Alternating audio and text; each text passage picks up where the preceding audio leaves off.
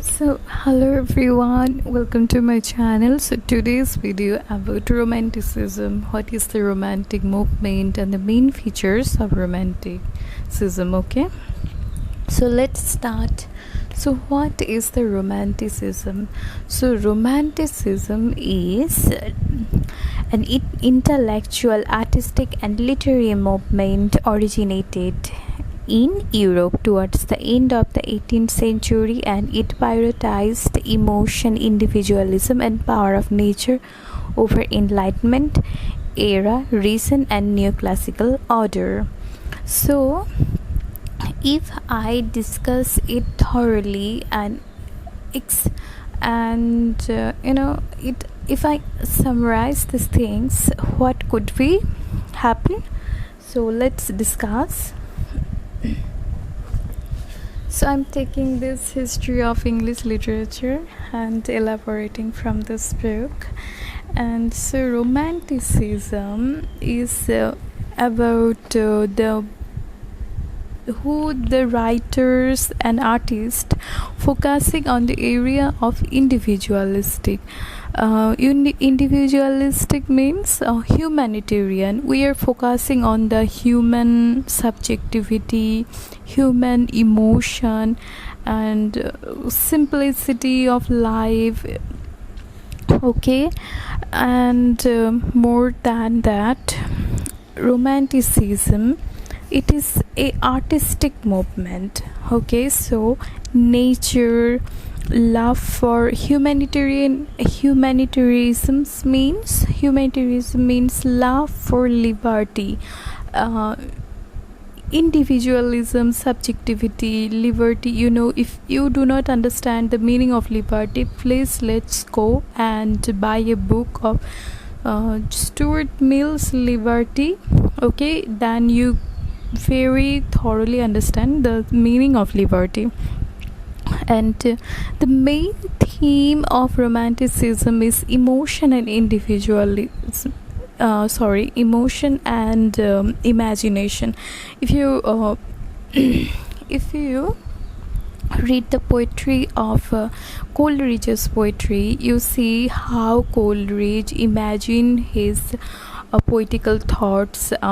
Here is imagination is two types of imaginations in Coleridge's literary theory: primary imaginations and secondary imagination. Primary imagination is everyone which we can imagine those things, and secondary imagination is something creative imagination which we are using our literary analysis, artists are using in their arts. Okay, and another kinds of things, it could be art, science and anywhere. Okay, so this kind of imaginations are two types of which Coleridge are explaining in your literary theory. And emotions are, if you read the Wordsworth theory, you can see how Wordsworth write his poetry with emotional thinking. It is very melancholic. It could be melancholic, it could be happier within nature, and it could be brighter, and sublimity is there, another. So this kind of emotions are there and imaginations are there. And after that, nature is the main thing of romanticism. So nature means, what is the meaning of nature? If you read in poetry, the nature, it is the fall in the category of metaphysics. Okay, metaphysical philosophy, and the fall in the category of transcendental philosophical nature. So transcendental is a theory which our romantic poets are very very much using with this philosophy within their poetries and writings. So I'm very thoroughly discuss the transcendental theory, and it is about the sublimity of your experience and enhance your emotions, just like god-like power. Something is beyond your thinking, you experience beyond your thinking when you read this poetry.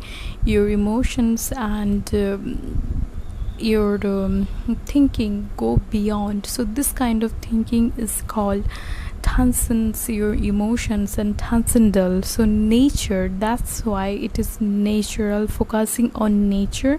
And humanitarianisms, one is nature, next is humanitarianisms, means love for liberty. Okay, just like Coleridge shows his love of humanity in reflections on having left a place of retirement, when he says that he would like to serve mankind. Okay, ode to the west wind, human to intellectual beauty. Byron too had great love for liberty. Okay, he denounced tyranny in his ode to Napoleon. Scott Keats seemed influence indifferent to humanity in this sense. So this is humanitarianism's love for liberty. Okay, and nature is, it could be metaphysics, transcendental philosophy, fall in the category. Okay, so it is when you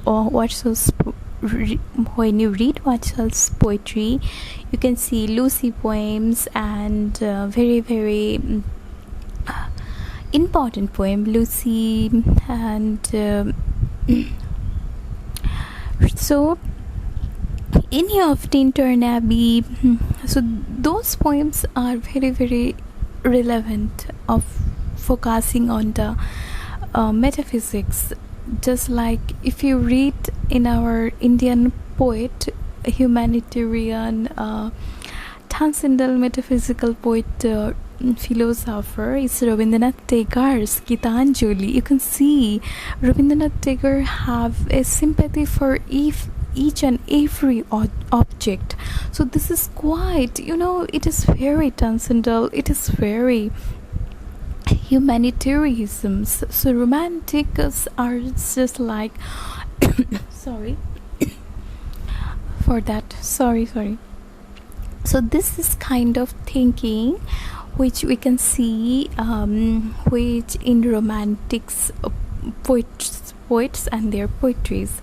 So emotions, imaginations are there. What's ode to duty, Keats, Lavla, Tamson's Merchi. So these kinds of poems are very lyrical, emotional, and lyrics also one of the lyricism. The romantics poets were deeply interested in their own personality. They wrote deeply personal poems revealing their own nature, feelings and thoughts.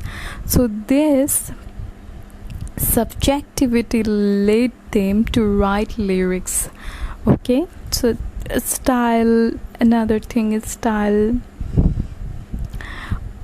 In the style of the romantic poets deserves special mention. In the 18th century, conventional and artificial diction was employed, and the particular meter.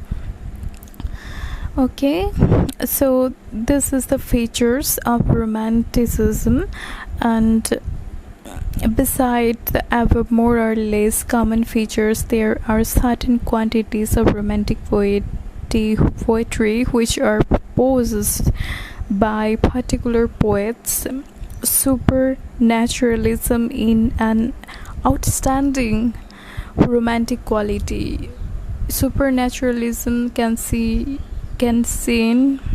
seen in the poetry of Coleridge's poetry. And the Ancient Mariner is a psychological supernaturalism. refined and suggestive. One of my favorite poems is Christabella, which is very kind of supernaturalism imaginistic poem by Samuel Taylor Coleridge. So these kinds so these features are main features of romanticisms, okay? And I request you guys, if you read those features, you can easily understand these poems. So let's go and write these features, and read these features and read those poems thoroughly, okay, and enjoy in your way. And thank you so much for watching my video.